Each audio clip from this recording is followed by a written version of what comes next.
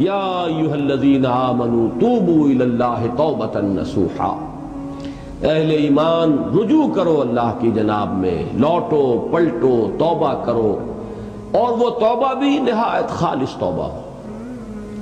یہ توبہ حضرت علی رضی اللہ تعالیٰ عنہ نے ایک مرتبہ دیکھا ایک شخص کو، وہ گردان کر رہا ہے توبہ کی تیزی تیزی سے، فرمایا یہ تو توبۃ المکذبین ہے، جھٹلانے والوں کی توبہ ہے یہ۔ وہ گھبرایا، تو پھر آپ نے فرمایا توبہ وہ ہوتی ہے جس کے ساتھ وہ ساری کیفیات ہو، شدید ترین پشیمانی ہو کہ میں کیا کر بیٹھا ہوں، پھر یہ کہ آئندہ کے لیے عزم مصمم ہو کہ ہرگز دوبارہ یہ کام میں نہیں کروں گا، اور نہایت گڑ گڑا کر اللہ سے اس کی دعا جو ہے اس کی معافی طلب کی جائے۔ یہ قلب کی گہرائیوں سے جب تک یہ توبہ نہیں نکلے گی یہ توبہ نہیں ہے۔ تو توبۃ النصوح، یہ نصح کا لفظ جو آتا ہے عربی زبان میں، یہ ہے کسی شے کے خالص ہونے، کوئی اس میں ملاوٹ نہ ہو۔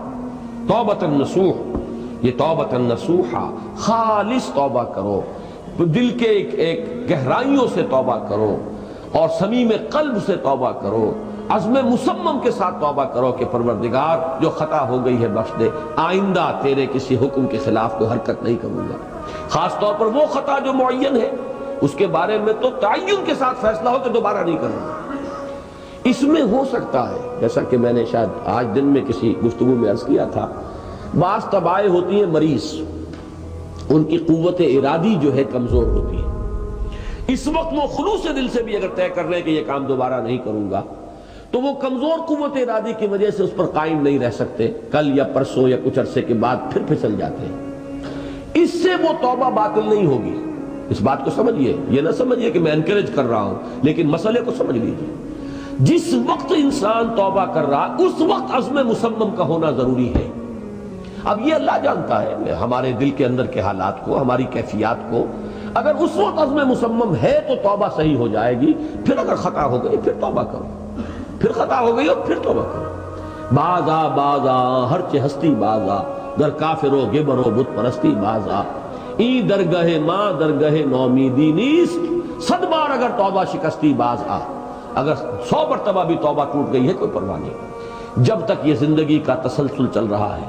معلم یغرغر، جب تک کہ وہ گھنگرو نہیں بولا ہے آ کر حلق میں، اور نزع اور جان کندنی کا عالم شروع نہیں ہو گیا ہے، اس وقت تک توبہ کا دروازہ کھلا ہوا ہے۔ لیکن جس وقت توبہ کر رہا ہے آدمی، اب یہ آدمی اپنے آپ کو دھوکہ دے لے گا تو دوسری بات ہے، لیکن اللہ جانتا ہے اس وقت اگر عزم مصمم ہے تو توبہ درست ہو جائے گی۔ تو جو بھی معاملات ہیں اللہ اور بندے کے مابین، اس میں 3 شرائط ہیں کہ جو علماء نے معین کی ہے۔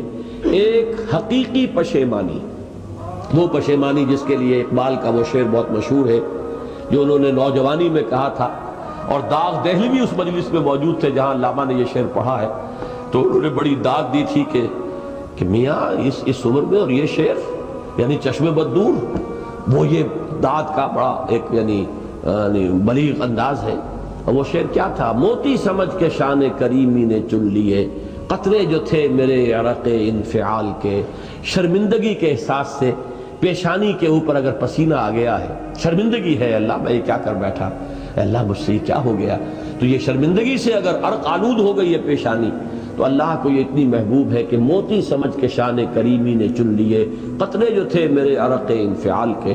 حدیث میں یہ مضمون آیا ہے، اللہ کو کتنی خوشی ہوتی ہے اپنے بندے کے توبہ سے۔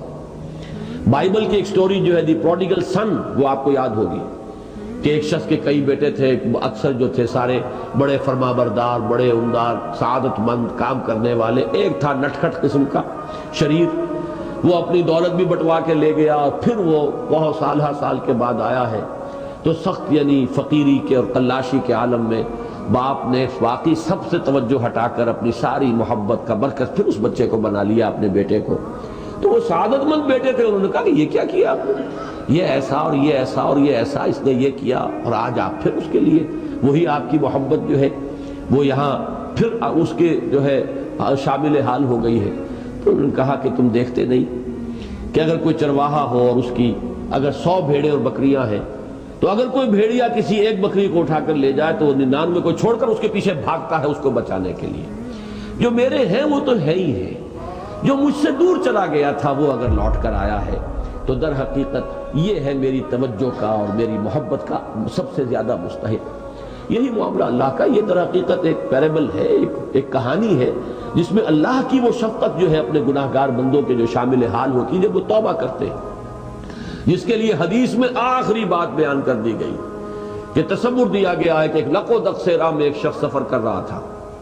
ایک ہی اونٹنی سواری کی، اسی پر اس کا راشن بھی تھا، پانی بھی تھا. تھوڑی دیر کے لیے وہ ایک درخت کے سائے میں بیٹھا سستانے کے لیے، دھوپ کی تمازت سے بچنے کے لیے. تو ذرا بیٹھا بیٹھا اونگ گیا. اب جو آنکھ کھلی تو دیکھا کہ اونٹنی غائب ہے. اس کا سفر کا ذریعہ وہی، پانی اسی پر، راشن اسی پر، گویا کہ کل زندگی کا ذریعہ جو ہے وہ اونٹنی تھی اس کی. لق و دق سے رہا ہے، کہاں جائے؟ کہیں پانی نہیں، کچھ کھانے کے لیے نہیں. دیوانہ وار دوڑتا ہے دائیں بائیں ادھر ادھر اونٹنی کو ڈھونڈنے کے لیے، کہیں سراغ نہیں ملتا. تو وہ اب موت کے انتظار میں درخت کے نیچے آ کے بیٹھتا تھا. مایوسی کی انتہا، موت کا انتظار کہ اچانک دیکھتا ہے کہ اونٹنی تو کھڑی ہوئی ہے. تو اب اس پر شادی مرگ کی کیفیت طاری ہوتی ہے. وہ کہنا تو یہ چاہتا تھا اللہ میں تیرا بندہ ہوں تو میرا رب ہے، کہہ یہ جاتا ہے کہ اللہ تو میرا بندہ میں تیرا رب ہوں. زبان لڑکھڑا گئی ہے اس خوشی کی شدت کی وجہ سے. تو حضور فرماتے ہیں کہ اللہ کو اپنے کسی گناہگار بندے کی توبہ سے اس سے بھی کہیں زیادہ خوشی ہوتی ہے. تو اس کو ذہن میں رکھیے، توبہ کا بڑا اونچا مقام ہے. ہمارے ہاں شرائط بھی سخت ہیں. 3 شرطیں وہ، ایک عزم مصمم، ایک پشیمانی، حقیقی پشیمانی. نمبر 2 عزم مصمم کہ اب دوبارہ نہیں کروں گا. نمبر 3 ایک مرتبہ ضرور اس کام کو چھوڑ دینا. یہ گویا کہ اس کے عزم مصمم کا فوری ثبوت ملنا چاہیے. کچھ دنوں کے بعد پھر کہیں جذبات کا رحلہ آئے، کوئی اور خطا ہو جائے، بات دوسری ہوگی.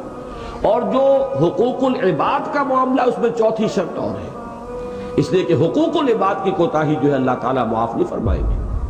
وہ تو وہی بندہ ہے جس کی آپ نے حق تلفی کی ہے، کسی کی غیبت کی ہے، کسی کی چغلی کھائی ہے، کسی پر تہمت لگائی ہے، کسی کا مال ہڑپ کیا ہے، کسی کو دھوکہ دیا ہے، کسی کی عزت پر حملہ کیا ہے. تو وہ تو وہی معاف کرے گا.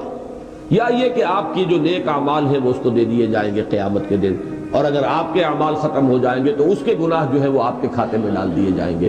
بہرحال جو 4تھی شرط ہے حقوق العباد کے معاملے میں کوتاہی میں توبہ کی، وہ یہ ہے کہ آپ یا معافی طلب کریں یا تلافی کریں اس شخص کی جس کے حقوق کو آپ نے طلب